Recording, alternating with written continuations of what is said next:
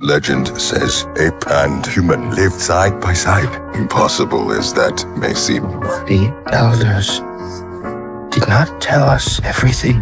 Good morning, Vietnam! Greetings and salutations. Oh, hi, Mark. All right, I ran out of patience. Showtime. Hello and welcome back to In Retrospect. My name is Matt, and as always, I am joined by the guy who reads me bedtime stories about terrible dictators, Brady. Brady, how are you? Gosh, I weren't supposed to tell anybody that, Matt. I'm doing good, man. How about you? I could have told him your name is Proximus Caesar, but I didn't do that. I'm doing well, though. Dude, do you like this movie or what? Yeah, it was good. Yeah, that's about where I'm at. Like, I enjoyed it a lot. There's a little bit of things in here that's a little bit YA, but I don't know that I expected it to reach the heights of what the previous things were. I know I did expect that. And so I feel like this is a really solid, like, this is The Force Awakens, I think, in a lot of ways. Yeah. Okay, I can see that. Like it's got a lot of it's satiating, and it doesn't do anything that hurts the franchise. Yeah, I agree. I think we discussed, and I said it a few times, that really all this movie needed to be was just good, and I'd be happy. And that's basically where I'm at. Like, it was good, so I'm happy. Like, it didn't do anything to damage the other ones. It wasn't necessarily any better than the other ones. I don't think it was better than any other one of the other three, but we can have it was a still conversation good. there. It was better than it probably had the right to be, I feel like, but it was, it was just it was a solid movie. Yeah, I went into this movie and we talked about it a little bit last week, and then obviously the week that we did the Planet of the Apes trilogy. I just wanted this movie to be good. Like, I had pretty low expectations initially, and then as the movie got closer, my expectations raised a little bit, but I was never like super expecting anything amazing. And I think the difference here is that, like, this took the blueprint of something like Rise and Dawn and mixed it together. Yeah. That's what I got from this movie. It has the YA isms that I think Rise has, that keeps it from being as mature as as mature as like Dawn and War. But it also has like some of like the deep provoking thoughts of like Dawn. I think it's not as interested in those thoughts as we are, I think, which I don't know how to take that.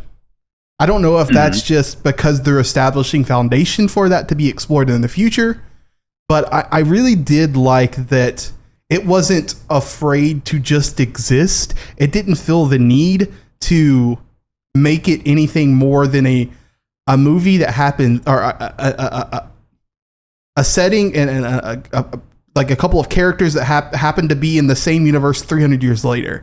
I think another movie would have tried to figure out a way to have more connected tissue than that. Yeah, I thought it was very, I guess might be too strong a word, but very noble of it. Like, Sure. in this age of like, we've got to force the member berries and like really just like throw in things, even if it might not make sense, just like force characters we recognize into it.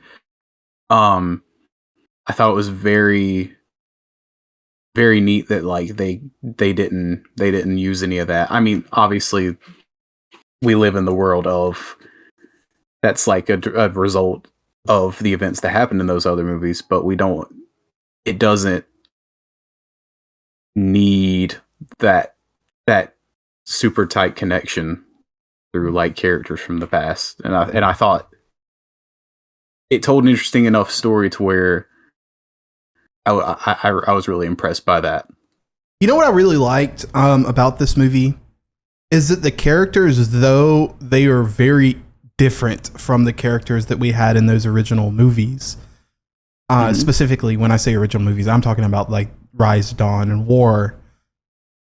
They still very much feel like authentic to the world that those movies were set in. They still very much feel like they're, for lack of a better word, like echoes of those characters. Specifically, one like Raqqa, dude. Like there is no way. Like there was a moment until I realized that this was 300 like years into the future. There was a moment when we come across the character of Raqqa, and this is we're departing from not talking about spoilers. If you've listened to this podcast for 60 some episodes at this point, you know that we talk spoilers in these things. So when you introduce him to the character of Raqqa, he had the people that he was hanging out with has just been hit by Proxima Caesar's army, right? And they were just kind of taking slaves. And you meet him, and he points toward a fire, and he's basically telling Noah, like, this was my rock. This was the person that I looked up to. Dude, I thought that was freaking Maurice for like 30 seconds. Yeah, he feels like Maurice, if like Maurice evolved to the point where like he was talking like normally, like he wasn't signing and stuff. 100%. I really like that character a lot. I think it's probably the best character in the movie. Probably so. In a lot of ways, and that's not saying anything negative about the other characters. I was way more invested in Noah than I thought I ever would have been. Me too. I was worried in like the first maybe 10, 15 minutes. I was like, I don't know about this guy. But like, as the movie goes on, I'm like, oh, this, like, I could follow this guy for another movie or two. No problem. So the ape that's a girl that he's interested in, I think her name is Silva. I could be getting that wrong. It's either Koro or I think it's Silva. I'm pretty sure. But the dynamic between Noah, Silva, and Anaya, holy crap, dude! Like, I get what you're saying about the beginning. It does feel a little bit like it's trying to immerse you and pull you into these characters immediately. But you're watching it and you're not buying it immediately. But I will say though, this trio of characters, dude, like by the time they get axed and they're getting pulled into the third act of the movie, you really do like them together. It took a little while for that snowball to start going down the hill and build. But when that event happens in the movie where their village is attacked, my God, you're locked in. It was crazy. Like, gosh, there probably wasn't. I really don't know like what the time was leading up to that, but it still hit like you felt the impact of that, and just like I like a very very emotional scene for it to have maybe 25-30 minutes building to that. What's crazy about it is that you literally get like one scene with him and his dad. Yeah. Holy moly. That's true. And it's not even like what's weird about it on the surface. Like the one scene that I'm referring to isn't really charming at all. Like, no. He walks in there and he's like, "You're back. That's cool." And then it goes to the next scene. But there was something there between them, and you actually did feel that. And so when that climactic scene where I don't even know the name of the ape is attacking his dad, and Noah's like, "Oh my God, I gotta help him." And you go back to that scene specifically when Noah's dad bites the dust and he's gone out of the movie, and he's collected his check on the way to the bank. Like, it really does work. And it does. I'm glad you put emphasis on how long they took to establish that, because again, I think a lesser movie would have done that really fast, and I don't know that would have worked. Or another lesser movie would have made that made this movie 4 hours long, or made that just act like part one of a part two movie. Yeah, what was the movie we just talked about? Was it The Fall Guy? Was that the last movie we just did? Yeah. I think I talked, and I feel like this has been like a big complaint of a lot of recent movies, especially like as movies are getting super long across the board right now, is that they feel like a bunch of movies mashed into one movie. And this one does that, but it does it well. It's intellectually challenging in the sense that, like, it's patient. It doesn't feel like it's wasting its time. Does that make sense? Yeah. It's allowing you to hang out with Noah, hang out with Anaya, hang out with Silva, hang out with Raka. And really, honestly, not trying to force their character down your throat, but allowing you to like them, allowing you to befriend them almost. And so, like, there's a moment later in this movie where I personally, I've heard other people talk about this entirely differently, where I feel like Wes Ball goes for it.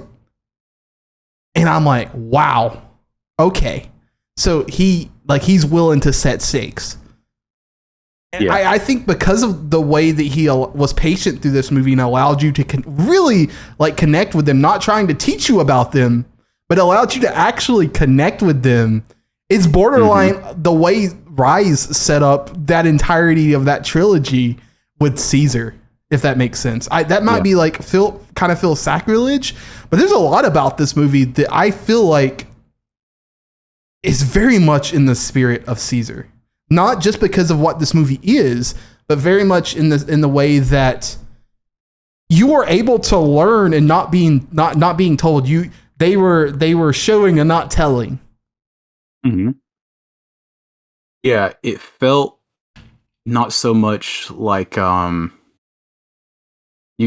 lot of movies will like fall into this sort of like a trap of whenever they're trying to introduce you to a world, like they handhold you, sort of like exposition you to death, and like, but this movie was more like it let you live in these moments with these characters instead of being like, and this is the world, and this is what we do, and this is my job in this community, and this, and like it just shows you and it lets you live in this world and like see the interaction between characters, and I think that's why it works so well. Dude, I'm so glad you used the word moments, because just last week we were talking about moments in movies and how like David Leitch is really known for just creating moments in movies that are memorable, but doesn't really add up to feel completely like satiating. Like, you like the movies. I like The Fall Guy. I like Bullet Train. I like Atomic Blonde. I like John Wick, and so on and so forth. But ultimately, outside of John Wick, a lot of them are just a bunch of moments that you remember. This movie is moments that you remember and actually pay off. Yeah, they do. Gosh, did you know that William H. Macy was in this movie? I did not. I only watched the teaser trailer for this thing. I don't think he was in any of the trailers. I have no idea. Now, I will say, I think it was like the second or third trailer, the last trailer that they let out, they spoiled a significant like twist in this movie. I don't know if you knew that. It's when May eventually talks. Yeah, I had no idea that was going to happen. Yeah, like it's. I loved how that was like. That was obviously like a parallel of the. I mean, gosh, she said her first word is Noah. Yeah. I remember like in that moment, I was like, "Oh, okay, I see what you did." But it was cool. Do you want to save that, or do you want to talk about that now? Yeah, we can go ahead. Dude, maybe I'm on crack cocaine here. I don't know. I feel like this was a very intentional choice of a mirror, like her character specifically. Yeah. Like, yeah. Like right down to the ending of the movie. Mm-hmm. Like when you think about, like she's seeing her people, the humans being trapped and being like brought in as slaves, being attacked. And then the ending of the movie, like, I don't know that I love this part of the movie, but when it shows the humans calling out to Indiana on the radio, they're in a confined space, secluded, controlled by the exterior of the dude. You're right. And then you think about again, right. like her making decision. There's a distinct moment in Rise where James Franco goes to find Caesar after the battle on the San Francisco Golden Gate Bridge, and there's a moment where you can tell that both in the like when he was in that confinement center, and then also in the forest. There's a moment where he's like, "Do I really belong here? Am I really like have a relationship with this dude named James Franco?" Like, and you kind of have the same like dynamic between Noah and May, except the difference is one's an ape and the other one's the human.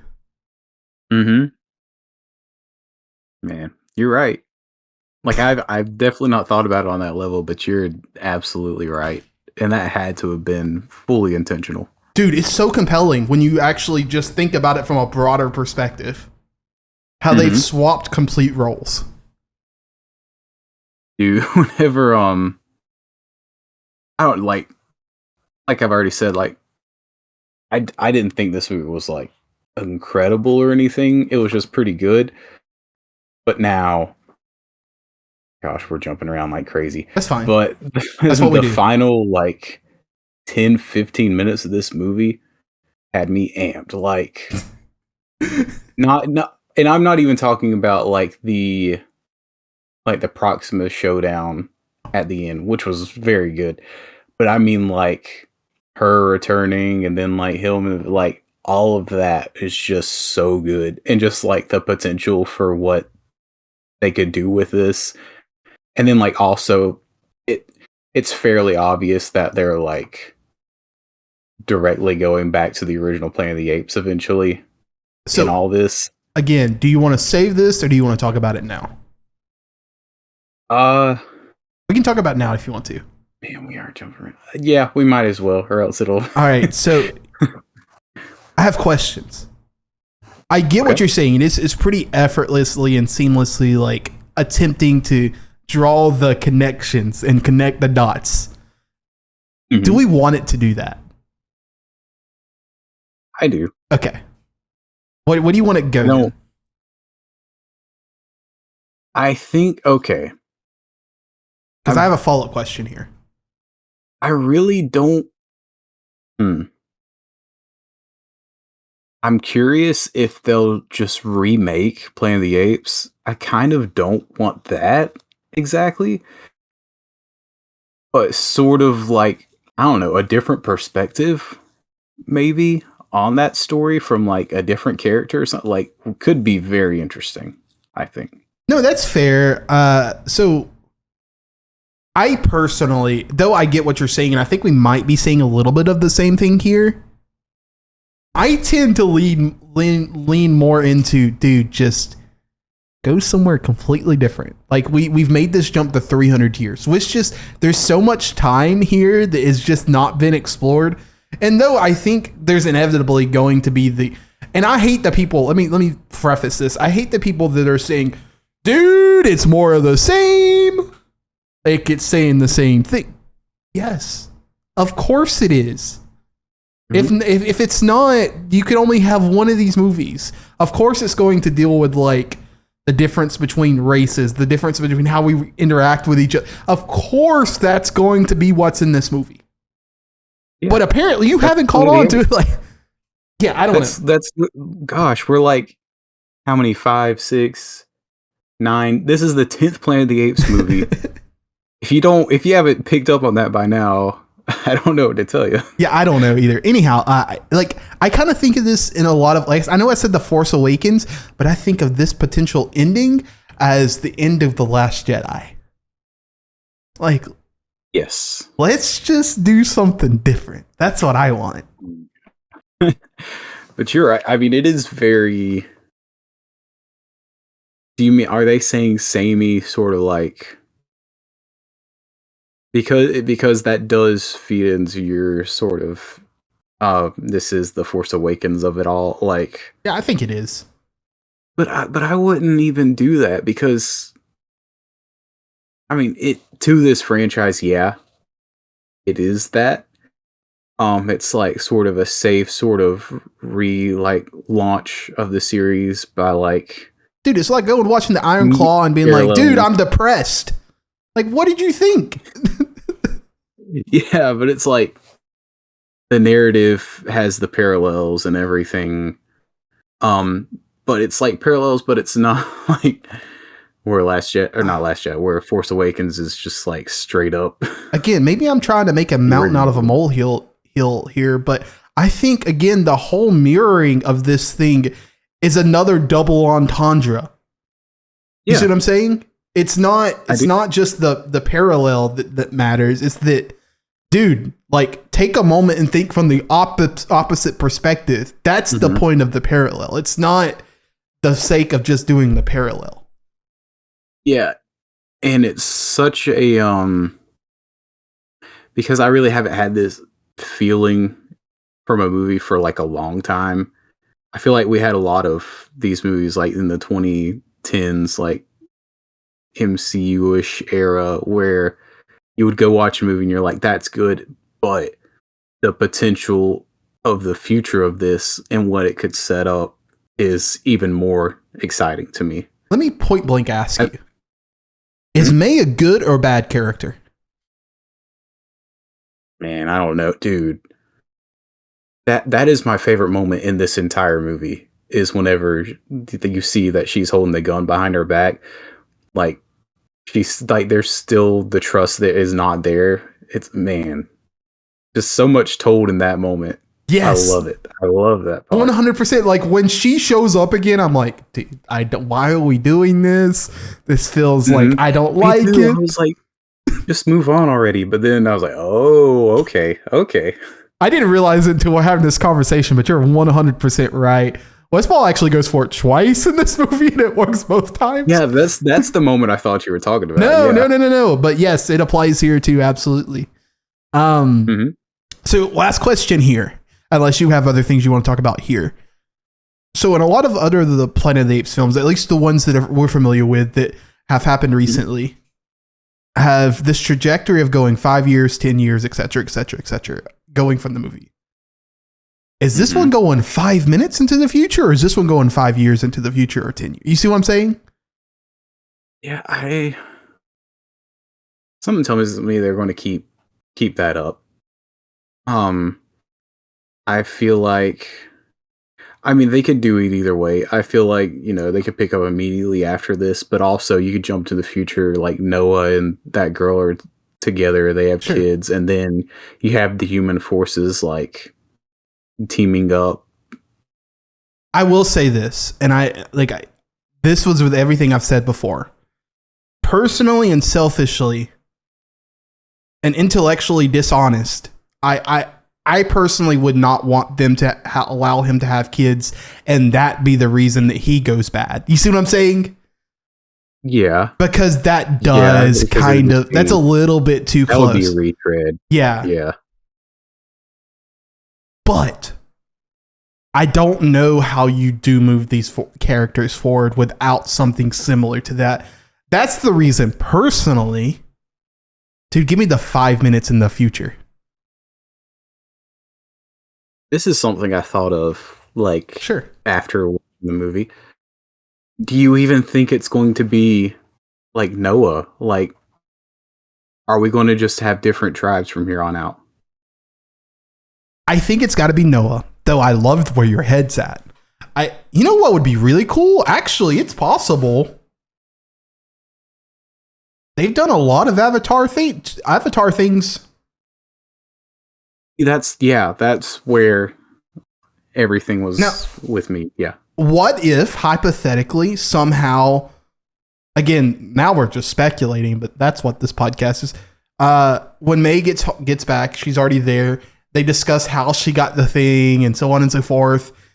They talk about where these apes are and some of her. Maybe this is a little bit retread of Dawn, but it sets up and it's only like 15 minutes of this movie. Some of those humans that are similar to the way some of the apes believe attack this the Eagles something, whatever they're called, their clan.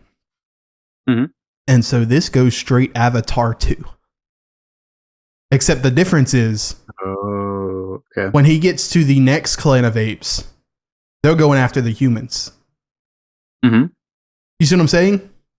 Yeah, that'd be nice. That'd be nice. Yeah. I'd like that. Ooh. 100%. I'm all in on that because it pays off that ending moment too. Now, also, you have to think, where are like the closer descendants of Caesar? Like, like from that line. I got to be honest, I'm not super interested in it. Okay. Which that's really, I guess, like the original Planet of the Apes movies, kind of like, that's basically their story. So it's been like that 4 years since I watched that 1968 movie. I know at the end of War, I think they talk about how, like, him and Maurice talk about how, like, there's a mention of the name Cornelius, right? Am I making that up in my head? Yeah, that's his youngest son who's still alive at the end. Okay, so the 1968 version has a character named Cornelius, right? Yeah, I mean... You see what I'm saying? I wonder really where that movie falls in this. Dude, there's a incredible joke in this movie that, like, I thought was super funny. Is that whenever the girl comes to, like, their campfire and stuff, that they call her Nova, and then and I was like, oh, it's Nova from, like, the original Planet of the Apes. And then he was like, we call him all that. And I was like, oh, that's funny. That's funny. That was great. So and that's also sort of like meta in the fact that, like, a little girl in the last one was called Nova. And then people being like, oh, well, in the old Planet of the Apes movies, there's like Caesar and there's a Cornelius and like all this stuff. But it's like, much like the human race, like, we reuse names like later on in our descendants line. Like, it's just a thing, Dude, the best joke in the movie, in my opinion, though, that's great. That's one of the few that's up there, is when him and Rocket and Noah are talking, and Rocket had just visited, like, the telescope, and he's trying to tell Rocket, like, yo, like, there's something behind her eyes, like, she actually reacted, I think is what he said. And he's like, dude, and he's like, you said she was smart. And he's like, not that smart, like reasonably smart, like reasonably different. And then so when later it sets up this joke where, after she yells his name and she gets him on the horseback, and then they finally, like, have a moment to breathe. Noah's again trying to tell Rocket, like, listen, she spoke. He's like, no, she didn't. And then she turns around and said, my name's May. And he just, like, drops his arms. Dude, it's so good. It is, man. All right. You ready to talk about this? Go ahead. I was just going to say, I just love the reversal of just how the apes look at the humans. And it's so funny. Well, it's also, like, in a weird way, got a little bit of commentary to it, like social commentary, in the sense that, like, even at the smartest, the apes are still a little bit behind. Yeah. Which I find really interesting. So the part that I really think this movie really goes for it, and Wes Ball's like, you're about to really pull up in your seat and do the crouch over and watch the television, is when they put Rocka in the water. Now, I've heard a lot of people be like, no, like, he's coming back. And even Brianna said that a little bit. I'm like, I don't know, man. Like, I could see it. Like, we didn't see the dead body, so maybe. I don't think that's something you go back on. Nah. I think he's a goner. I also thought that, like, I sort of thought for a second, like, he was just going to pop back up later.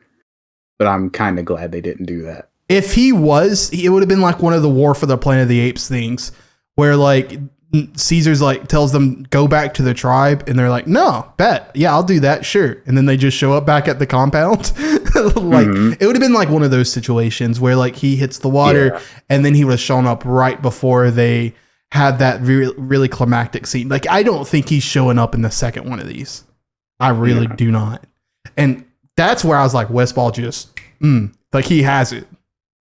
Mm-hmm. Wait, how shocked were you by Westball watching this?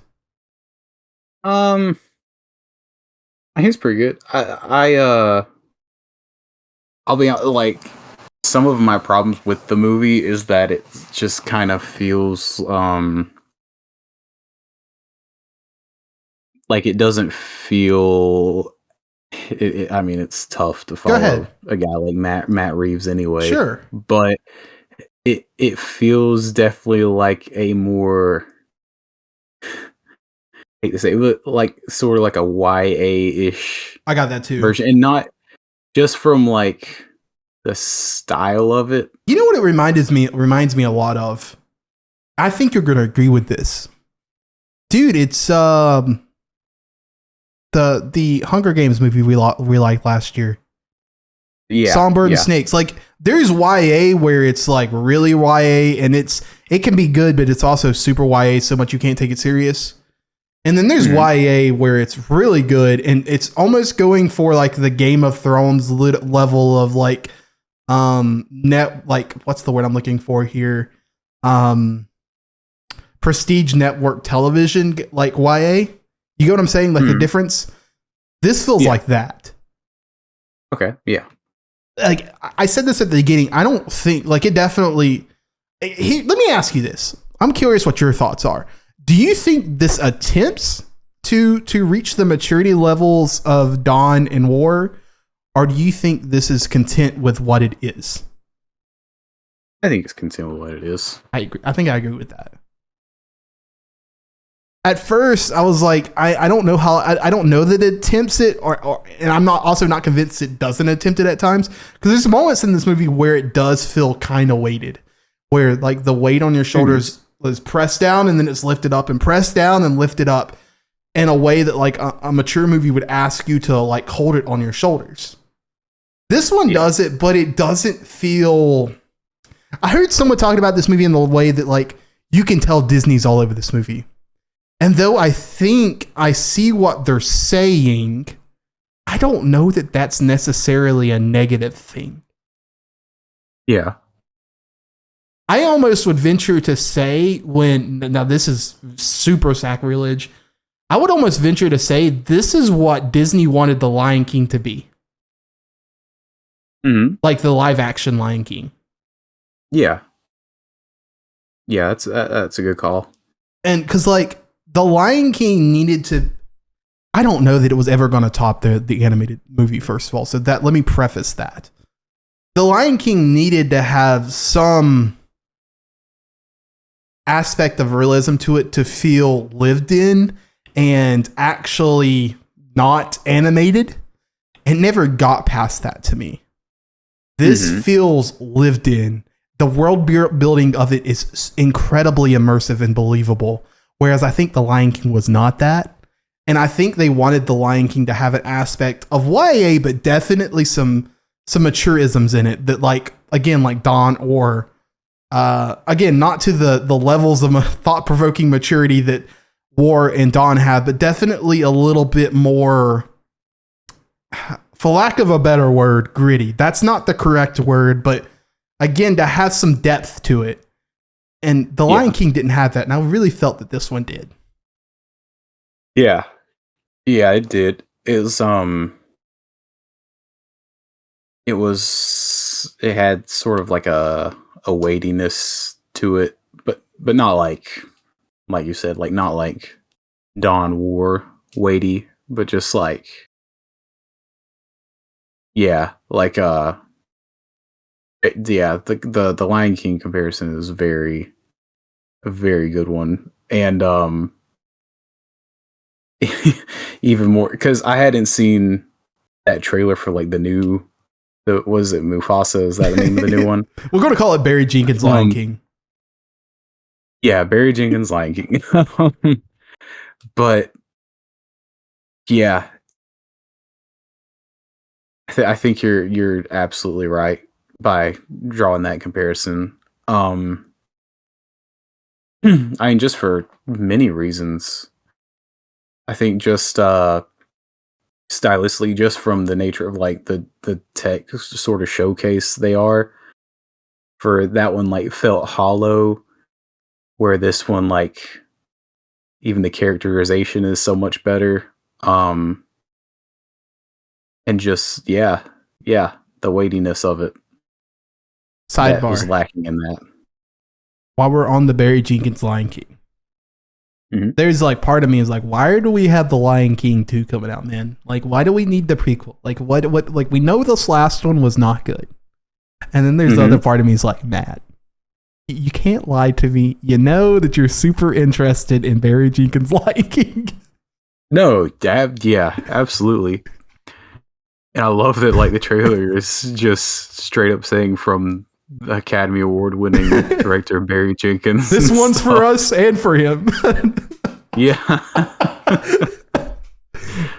All right, back to the topic at hand. Dude, are we ready to attempt to talk about Proxima Caesar? Yeah. I have some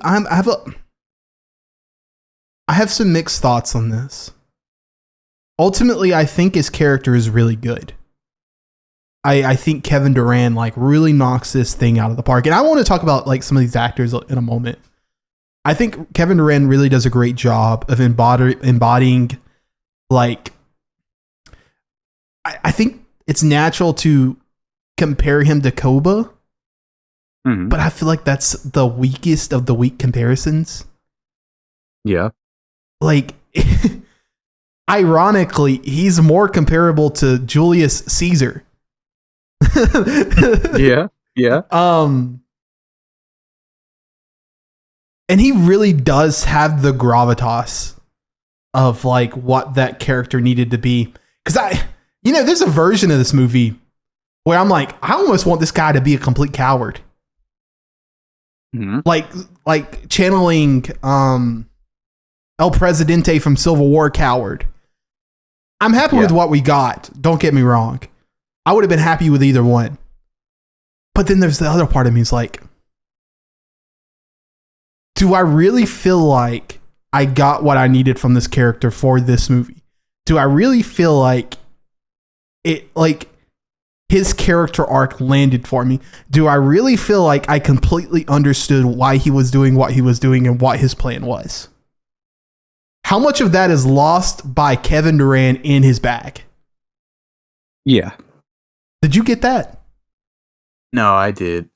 He was definitely someone who like I really liked, and then whenever you found out like what he was doing and like what he was attempting to do, it's like, but what's the motivation? Like, why? I feel like something was missing there. And it bring this back to William H. Macy, because I know I kind of cut you off there. I feel like there's something missing with that dynamic. I made the joke at the beginning of the pod that like you read me bedtime stories about horrible dictators. And that's kind of all we got. And that's kind of, I think, supposed to lend you his motivation. I wish we'd have at least got to sit in a moment with William H. Macy and Kevin Durant's Proxima Caesar. I think that would have done so much. There was like none of that. Even like the dinner scene, I almost wonder if you can't cut that and turn that alternatively into that moment. Yeah. It's really weird because I really did keep waiting for that because I really wanted to see what that looks like.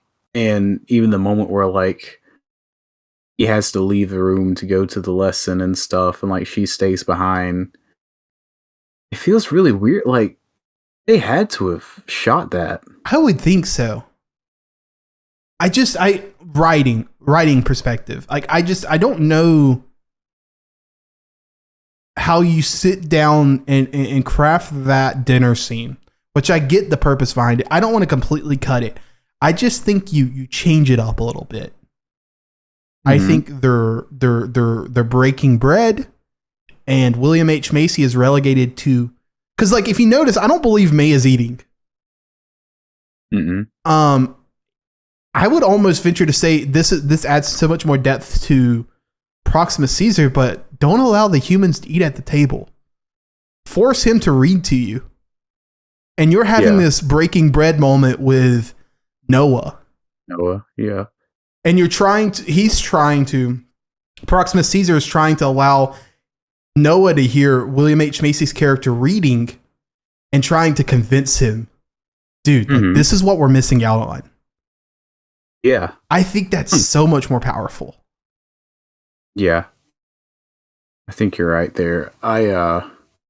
Because the moment that was introduced and like you understood and like you picked up like, oh, he's like reading him Vonnegut and stuff, like what in the world?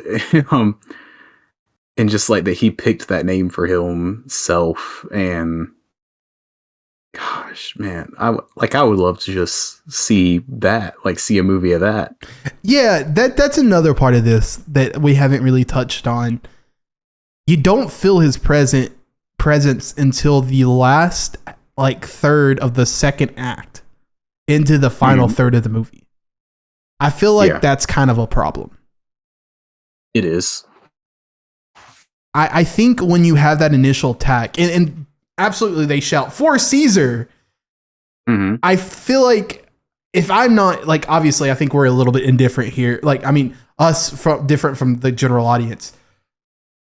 We know that there's a character in this movie named Proxima Caesar. So when they shout for Caesar, I think you and I pick up on that. I don't know that the general audience does. I think they see it as for Andy Serkis. Do you get that? Yeah, like my wife was like for Caesar. Like she was like, what does that mean? Like she's not keeping up with like the character's name who's in this movie that we're going to see. Like, and so there's a little bit of depth that works for us that does not work for like the mainstream, I would say. And I think it only works for us because again, we know the character's name. That's not something you should really lean on. I get what they were trying to do, but I feel like you needed a little bit more there to show that it's like a cult, to show that it's a cult in the vein of a broken down message over years that's been misconstrued to project someone's own ideology. I don't think you get that until they literally tell you that. Yeah. That's right.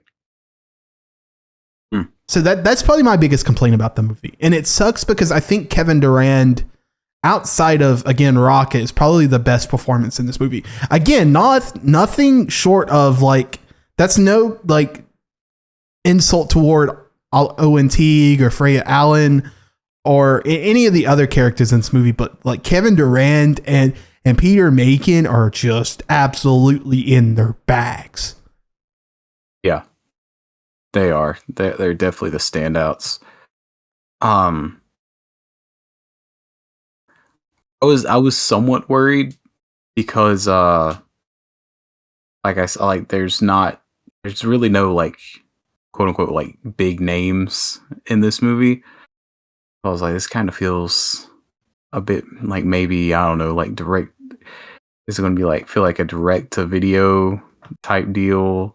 And that was also some of my hesitation just going into the movie in general, was just like, could they not get like anyone sort of like a big name draw? And then like the West Ball thing, I was like, I do not like the Maze Runner series really went off a cliff, I felt like, in the sequels. Sure. So I was definitely worried beforehand, but pretty much everything I was worried about going into this movie, like, they proved me wrong on pretty much everything. Dude, West Ball is about to have an incredible like sequel to this in Zelda. I'm not expecting it to be great by any means, but I have expectations for it now. I think he's shown the ability, and we can get into. Do you want to talk before we get into this? Actually, while we're here, do we want to talk about ONT at all? I mean, I think we talked about it a little bit, but he was really good. Yeah, go ahead. And I like I said, I feel like he's definitely someone I could be invested in for another movie or two, no problem. Yeah, I feel like personally, and this is the reason I want to bring it back here just for a singular moment. I feel like there was a lot of weight to on this movie, not only to one just be a decent movie, because any movie made is just really difficult to make one.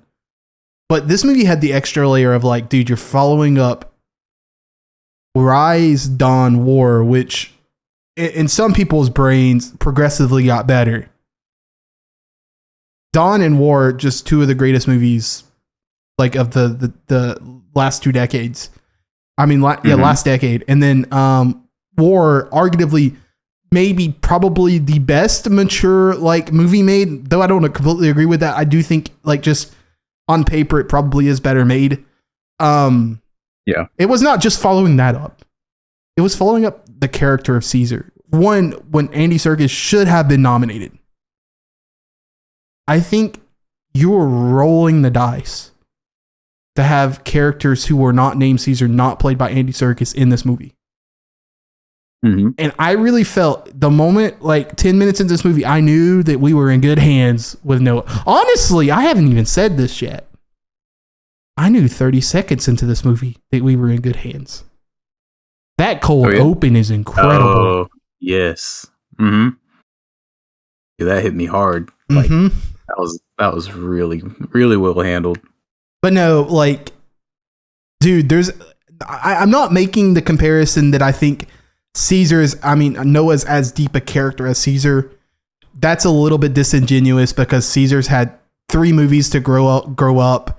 This one's had 1, and I don't think the depth's there yet, just for the sake of this conversation. But I do think there's actually a comparison. Like, I do feel like the level of the performance is there. I do think the depth of the character is there to grow. I definitely felt like the humbleness, the meekness, the generosity of Noah. You don't get that type of thing, and especially when you're following up a character that was as great as Caesar. Yeah. It was a very tall task for whoever was going to take on that, which might have been part of the reason they couldn't get a big name in that role, because they were like, I ain't touching that. But yeah, he did very well. And then finally, I wanted to quickly talk about Freya Allen before he did anything else. Dude, I didn't know this actress at all. I didn't watch The Witcher. Dang, she's excellent. Like, I don't, like, I've heard so many people like complain about her and complain about the makeup and all those things. It's irrelevant. She was so good in this. Mm-hmm. Like, I don't know what movie they're watching. I really don't. Like, dude, I love Rise. James Franco wish he was as like had the like kinetic and charismatic energy that Freya Allen's May had. Yeah, you're right. So finally, I wanted to talk about the one thing in this movie we have not even touched on yet. But Wes Ball reaches again deep down in his playbook and watches Avatar 2 The Way of Water. Mm-hmm. And the whole like second act of the third act turns into holy crap. Dude, that was great. Like them climbing up the dude, that was so good. And him fighting the big gorilla. That was awesome. I love that moment. I didn't know my man's had it in him at all. Mm-hmm. That like I talked about it earlier, how like there is so many incredible like obvious inspirations from Avatar are borrowed from Avatar, and this one was well worth the borrow. I think it paid dividends. I think of this sequence almost as in the same like vein that I think of like a lot of the things in Dawn. I gotta be honest, like it's up there, and obviously recency bias and all that, but I think it's going to hold up. I really do. Yeah, I do too. What did we think about the MacGuffin of the vault? It was fine. Gosh, I thought it was gonna be like nukes or something. The way she was like freaking out about it. Dude, I had just finished watching Fallout a couple weeks before, and I'm like, there's got to be something in here. Where are the people at? I honestly thought there were going to be people in there too, by the way they kind of set that up, and it was just kind of weird that there wasn't. I guess you could see remnants of where people were, but it was just strange. Yeah, but it was like, it was like there was a whole city in there. Like it looked like a mall, with like the escalators and everything. But yeah, that was kind of weird. You didn't even see like human remains in there. Or anything. Legitimately, the way they were setting this up, and again, like this is partly my expectations, but also partly what they were telling you. I was fully expecting Fallout, like humans to be in a vault, or like you were saying, walk in the vault and see they ran out of food or something. Wait a minute. I'm just thinking about this now. Okay, let's think about it. So, I guess we find out at the end, like, it was basically her mission to go find this thing. Yeah. Never mind. Well, I was wondering if, like, the people she was with were from that place, maybe. Man, she really knew how to like get into it, and yeah. I don't think they are, because like the way they got into it from the exit, there's something about it that doesn't feel like that's how you would make an exit or how you would find it from the interior, or find an exit from the interior. Does that make sense? Yeah, but she knew like codes and stuff, like all kinds of stuff. Yeah, I have no idea. Like, maybe that's part of the movie that could be better. I didn't find that super relevant, but I did find the problem with, again, them really setting up this thing like, dude, there could be humans in there, and there just wasn't. And it was interesting where, like, her interaction with William H. Macy was like, that's where they, like, took all the weapons and stuff whenever everything started to collapse and everything. And then to her being like, I know exactly what's in there, and I know this is going to save humanity. Like, obviously, there's a bit of that. She's not completely open. Like, she's keeping a lot of things concealed and stuff that we'll probably find out about in the future. But it's some of it's a bit mysterious to a fault, I feel like. And some of it's just the script not telling you things because it doesn't want to tell you things, or have the burden of telling you things. Some of those mystery boxes that J.J. Abrams loves so much.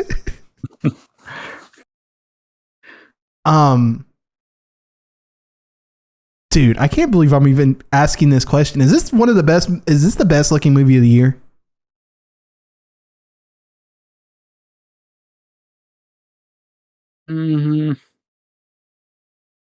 I mean, Doom Part 2 came out this year. I know. That's the reason I said I can't believe. Like, that's the reason I preference that statement.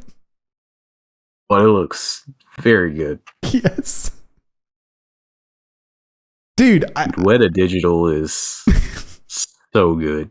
I said on the YouTube video, I was like, if you had a human and they had no perception of reality, and you put that human in a vacuum, and then you had them come out the Fallout bunker, and they just saw apes talking, or saw these apes talking on a movie screen, holy crap. They would believe it.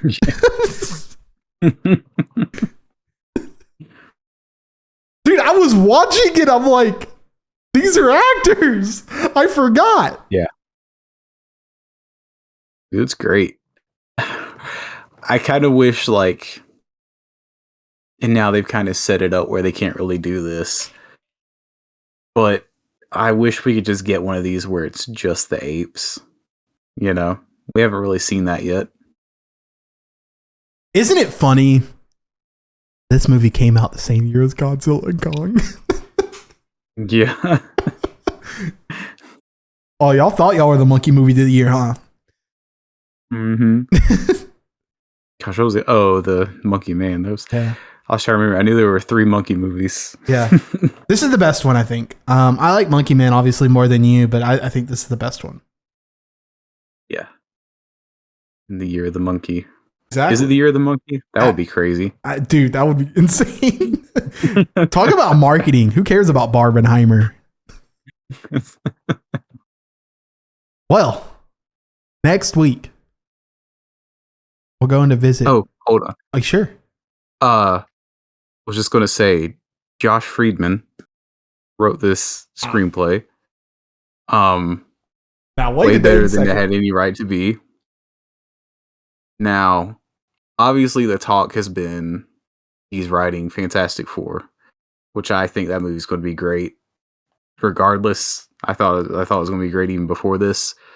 That's got a stacked cast. He's written the screenplay for Avatar 4. Yeah. Avatar 4, I don't know if you remember these sort of headlines around the time that the last one came out. James Cameron talked about how he took the script for Avatar 4 specifically to the studio, and the studio, like, I won't say words, but they basically let out like expletives, like in reaction to how insane and how great that script was. Big aliens moment. Yeah. But man, whenever I saw that, like, I was already like, oh, that's cool. He's doing Fantastic Four. When I saw that, and I was like, wait, that's the one that Cameron's been hyping up. I haven't heard about this Avatar 4 thing. I thought you were going Fantastic Four, which I was about to say, dude, my expectations for Fantastic Four are through the freaking roof now. Fantastic Four is going to be awesome. I'm just gonna get that. I'm getting ahead of that one. No, I think you're right. I think you're right. I'm willing to buy stock in that. I think 1, to get Pedro Pascal is a tall order. I think 2, to get Vanessa Kirby, pretty tall order. I think 3, to get Joseph Quinn right now, another not as tall an order, but a pretty above average order, I would say. Mm-hmm. This is where the game completely changes for me specifically. When they announced the year of our Lord Paul Walter Hauser was joining the Fantastic Four last week, I was like, pause. He's in it. John Malkovich. Ralph Ineson's going to be Galactus. It is so perfect. Julia Garner, like the list. Yeah, as a dude. And just like the little we know about it, like it's going to be set back, dude. It's going to be so good. Another thing that it's not even he wasn't even casted in this movie. The fact he was even up and he was interested. Lakeith Stanfield. Yeah, him, Adam Driver, like so many names that were trying to get this movie. Yeah. Ebon Moss Bachrach, that guy. Yeah, that's another one. Ooh, that's gonna be good. That's gonna be good. Yeah, like I have a lot of faith in this one. Like, shockingly, I didn't at first. The one that I'm like, I don't know. I don't like the Matt Shackman of it all. I mean, I do kind of, but not really. Yeah. What else has he done? Did he do some of the TV stuff like WandaVision? I think he did WandaVision. Okay. And then I think he did a little bit on. I was going to say I thought he did a little bit. No, that was Loki, the person from Loki that did Multiverse of Madness. So I lied to you. He also did Monarch. Oh yeah. Or he directed 2 episodes of Monarch. Never mind. Mm-hmm. I never watched Monarch, but I heard it was really good. He's also directed some of The Boys and Succession. Oh my god, maybe this guy has the goods actually. The Game of Thrones, Always Sunny. Okay, I take it all back. Max Shackman might be the guy.